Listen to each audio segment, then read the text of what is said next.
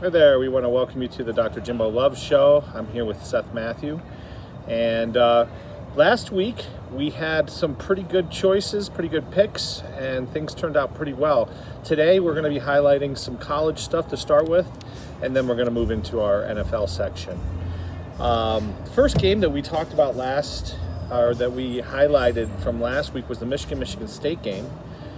Turned out to be as good a game as we thought it would be. Michigan State edged out a victory 37-33, scored 20 unanswered points to go up and defeat Harbaugh and his boys. Yeah, Jim Harbaugh and Michigan are one of the bigger names in the Big Ten. Michigan State's always kind of been the little brother. This year is Michigan State's year. They showed it in the rankings. When the new rankings came out, Michigan State's sitting at number 3. They still have a tough schedule ahead. They have a tough game against Purdue today, but they were able to get it done against Michigan, that rivalry game, which is a huge win for that school. Yeah, and Seth and I both picked it. Seth was going back and forth and ended up sticking with Michigan State, and it paid off for him. OU versus Texas Tech. Both of us had OU, and I'll let Seth talk a little bit about his boys from OU. Yeah, so Oklahoma obviously is having an up and down season. They're winning every game, but when it came down to Texas Tech, they didn't stand a chance. It turned into a shootout, and only Oklahoma was shooting. So that was really rough for Texas Tech. 52-21, just an astronomical victory. After playing so poorly against Kansas, I was glad to see Oklahoma rebound and really come out ready to play this week. That brings us to Iowa versus Wisconsin, and if you folks want to go back and watch last week's broadcast, Seth called it all the way. Wisconsin was not supposed to play. Remember, Iowa was ranked second and lost to Penn, or ended up losing to Purdue that just knocked them down, and then they've lost again since then.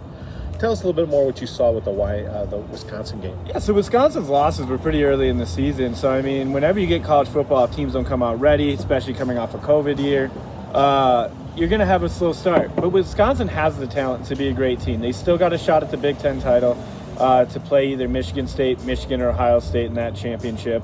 And they just came out and showed the team they were. Iowa, I've always kind of thought was overrated this year. They did get some big wins.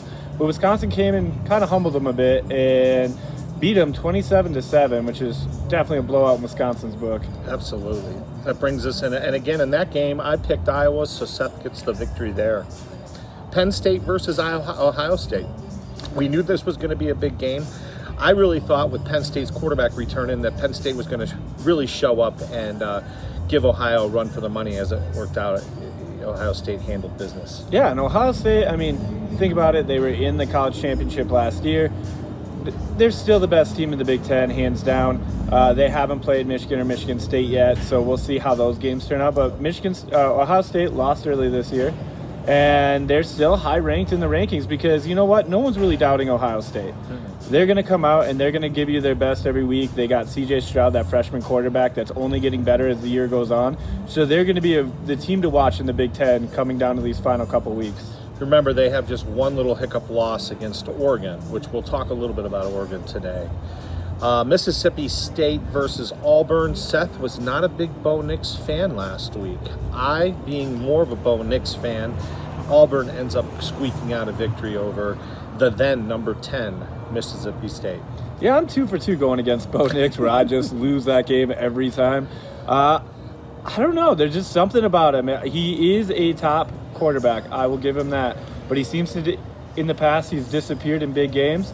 And he's really proving me wrong right now. He got the victory this week. He's got another big game this week. So we'll see. We'll see if I pick Bo Nix this week. That's coming up in a little bit here. And then, of course, we had Iowa versus Iowa State versus West Virginia. Iowa State versus West Virginia. Which, that's right. After Iowa State beat Oklahoma State, you really wondered, hey, is this going to be the team to challenge Oklahoma? And even though they've had a couple of losses this year and they played some close games, after the Oklahoma State win, I didn't think anything about West Virginia. And West Virginia came out and they won that game. I think we both had that wrong. We both had that wrong. We both picked West Virginia. We're talking about West Virginia in a little bit here, too. They're playing at home again in Morgantown where they're so tough. So we'll have to see what our predictions are about them and their game this week. One of the things we want to talk about, and Seth and I talked about this yesterday in our pregame meeting, is the rankings, okay? we saw that Cincinnati, and I kind of alluded to this last week. I said, Cincinnati, just wait. You know, I didn't think that they would be dropped so quickly from 2 to 6. What are your feelings on some of these rankings, Seth? So, I mean, the rankings to me, they don't make complete sense. If you look at it, we have 4 undefeated teams in the top 10, and they're not the top 4. No. I get strength of schedule in a sense, but Cincinnati, I think, called it outright to the College Football Committee and said, why do we even play football if it's only going to be Power 5 conferences? Exactly. And OU dropped from 4 to 8, right? And that just shows you on... They're not blowing teams out like they have in the past, and without doing that, and with less ranked teams in their division, that the committee doesn't really value their wins because they're undefeated and they dropped all the way to 8. There is 1, 2, 3. There are 5 one-loss teams. Yes. 6 one-loss teams that are ahead of them. Yep, and we've got what I've got right here. I've got Georgia number 1, 8-0. That's not They deserve that. You've got Alabama at 7-1, which is at number 2. Which, you know, if you were ever to line Alabama up with people, you know that might be an argument. Yeah. Next, you have MSU. You have Michigan State, which just came off a great victory over an undefeated Michigan, and they're behind Alabama. Well, and I think why they gave Michigan State even a top 4, because they weren't that high all season, Right. is they look at the strength of schedule ahead a little bit. Because if you look at it, Michigan State doesn't have any huge wins minus that Michigan game, but they still have Ohio State on their schedule. They still have those big games coming up. Big time. That I think they say, like, well, Michigan State, you're already up here. If you win them, you're in. Yep, they're playing Purdue today. Then they have Maryland. Then they go to Penn State, and then they finish up with Ohio State. Or Ohio State, then Penn State. That's how it goes. And that's a tough schedule. That's a real tough schedule. You're gonna see what they're made of and see if they're gonna be able to stay there, because that's a real tough schedule. Mm-hmm. Cincinnati, they had college game day there today, and I was reading some of the signs, and the one that really made me kind of laugh was, what do we have to do? Lose to get in the top 4? It's a valid question. Exactly. And I get Cincinnati's upset, but I mean, when you look at it, who are they playing today? Like Tulane? They're playing Tulane. Yeah, and so I mean, another school that's not high up in the rankings. Cincinnati only has 1 quality win, and that's unfortunate. With them and Oregon, if you look at it, Oregon's already through pretty much their tough schedule. So I mean, and I didn't think it was that tough this year, but they're valued really high. In Cincinnati, unfortunately, you kind of have a cupcake schedule. You blow out every team, which is awesome, but I really wish there was a way that we could add a game and be like, hey, this team has a chance. Let's put them up against the top 4 team. They win that, then we'll put them in for sure. Well, they did beat Notre Dame. Yep. So don't forget that. And that was a big victory for them. Let's talk a little bit about today.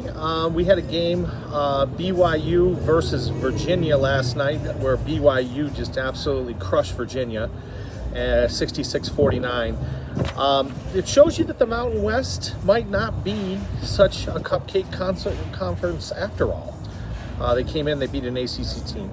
The first matchup we want to talk about, I think, is going to be one of the biggest games of the day, Auburn versus Texas A&M. Yeah, my boy Bo Nix going back on the field. Bo Nix. We talk about Bo Nix. He's in his 32nd start, consecutively speaking. Only Pat Sullivan has started more games consecutively at Auburn, and that was back in 69 to 72. So it's been a good generation and a half.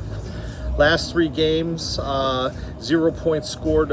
Again, Auburn has not had any points scored against them in the last 3 games in the 4th quarter. What have you got? Well, so this is a tough one for me to gauge, because Bo Nix, obviously, him and Tank Bigsby at running back, really quality offense going there. But Texas A&M has a tough defense. Remember, they did beat Alabama.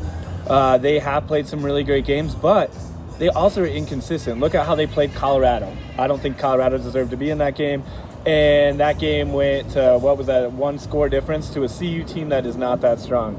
That was the first game of the season. And so you're really running into Texas A&M here. What team's going to show up?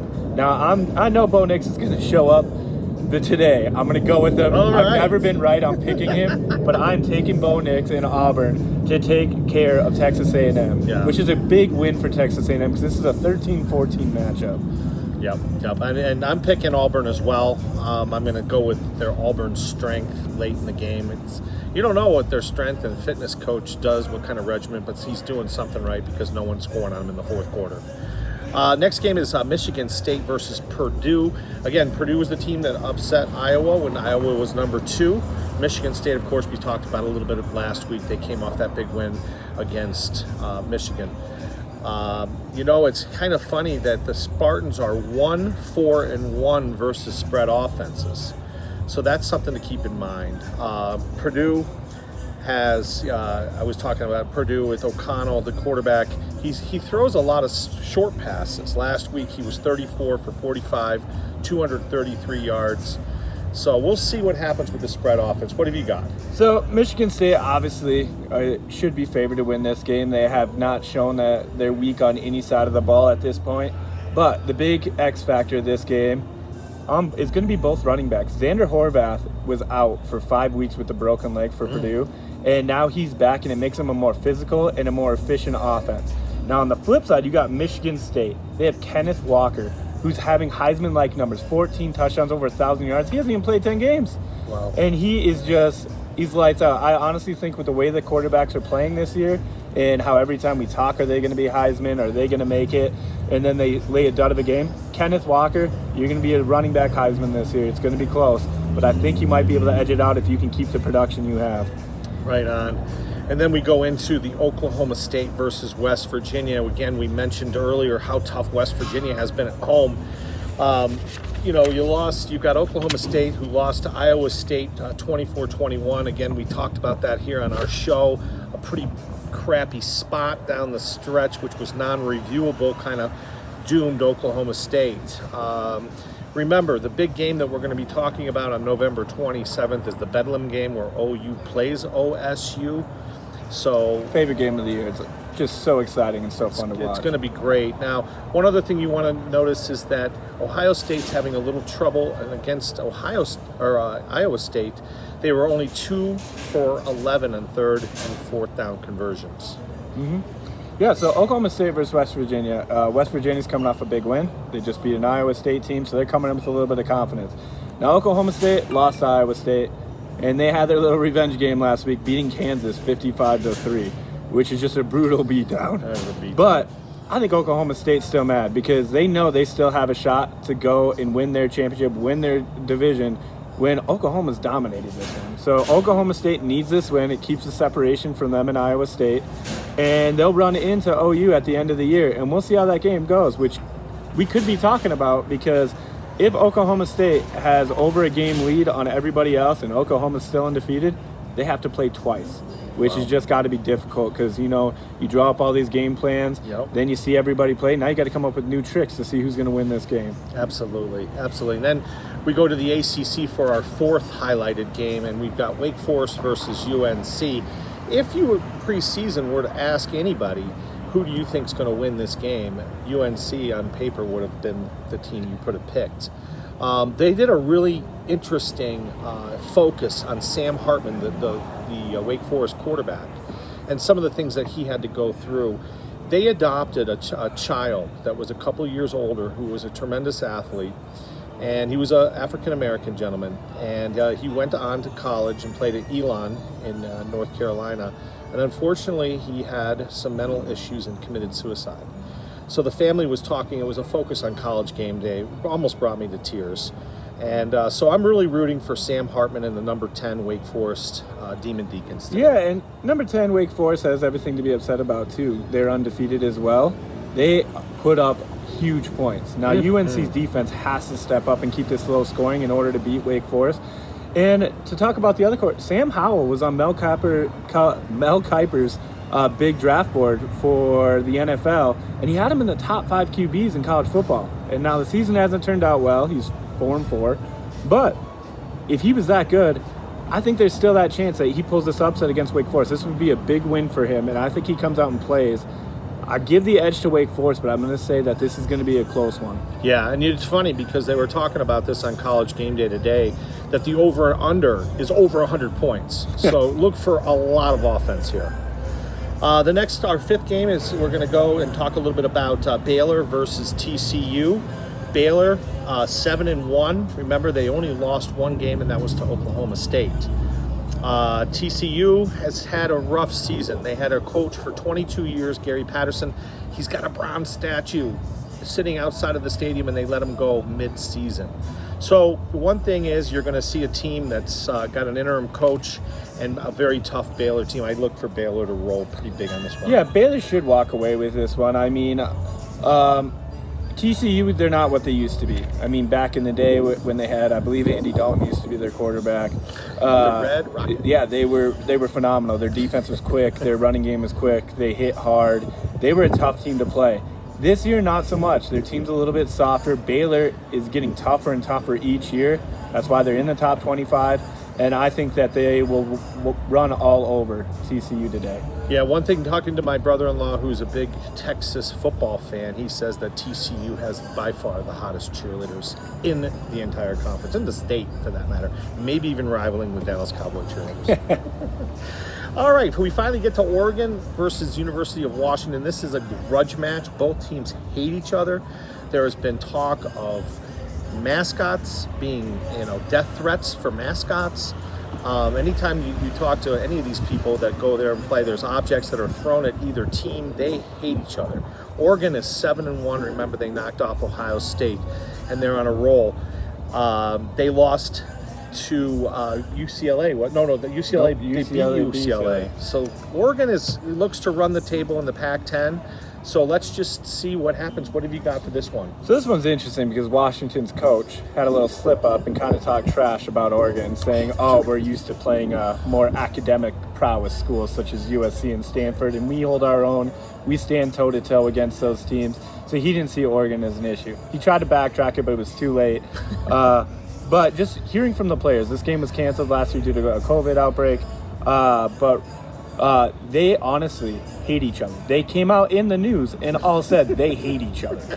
So I look for this to be a high-heated, maybe high-penalty game. Yep. But I still think Oregon will handle Washington pretty easily. I do too. These rivalry games, one thing great about college football, you've got teams like Alabama versus Auburn. You've got South Carolina versus Clemson. You've got the Bedlam games, the Oklahomas. These teams hate each other. Michigan, Ohio State, they hate each other.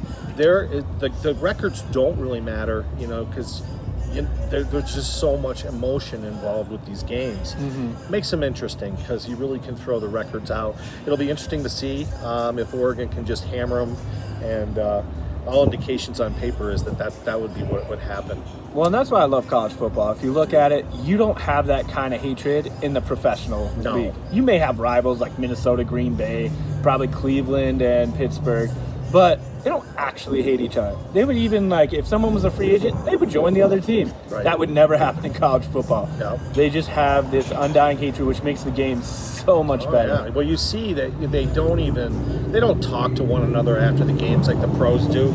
You see the pros out there, they're all out there hanging out. They bring their families on the field and stuff like that. It's a much more family atmosphere. We are sitting here, believe it or not, and I don't know if you can tell, I'm going to lean this back a little bit, but we are in and on a ski lift chair here at Brothers Bar and Grill here at Northfield, in the shops of Northfield. Pretty neat thing. Tell me a little bit about the history with these. Do you know which mountain it came from? I don't know what mountain it came from, but I know when we were building this location, they really wanted to embrace the Colorado culture. Nothing like snowboarding and skiing in Colorado. They sell thousands of passes just so you can go on the mountain. It's one of the biggest outdoor activities out here in Colorado. I love going up to the mountains. Me, myself, I don't ski. I've snowboarded a couple times. Mm-hmm. It's just fun. It's great being up mountains. It's beautiful. You're going fast. I mean, when you fall, it kind of hurts. But, they just really wanted to embrace the culture when they opened up here. Yeah, and Brothers does embrace the culture of the community. I mean, the bar itself is 2 stories. It's just wonderful comfort food, and the atmosphere here is you can sit, and anywhere you sit, you can probably see anywhere from 3 to 4 TVs. The sound will be put on for the feature game, and if you need a TV change, just ask one of the bartenders or Seth, and they will do that for you almost instantaneously. Yeah, and another small thing that you might not even realize when you're in our store, so we are now in what's called Central Park. This used to be the old airport out here, and so the brothers knew that, so they have a model airplane hung up in our ceiling to just kind of pay respects to the airport that used to be here. Yep, and it was it's called the Shops at Northfield for a reason, because this was a North Field. Back when I first moved to Colorado and I came out to visit back in '93, the airplanes used to come right across that Central Park Boulevard bridge. Actually, that they put in a new bridge now, but you could actually go and drive underneath a 747 with passengers in it. It was pretty neat. And this was actually one of the runways right over here, the Northfield Place. So we want to invite you to come on down. Seth will be here all day as well as myself. And our next segment that we're going to talk about next is going to be the NFL. So hang out and tune back in for that as well. Remember, you can find us at the Dr. Jimbo Love Show remote. Okay, make sure you put the dash remote. It's very important that you do that. In the meantime, have a great, go get a beer. I'm going to have a beer while we wait, and we'll catch you in the second segment. See you guys in a bit.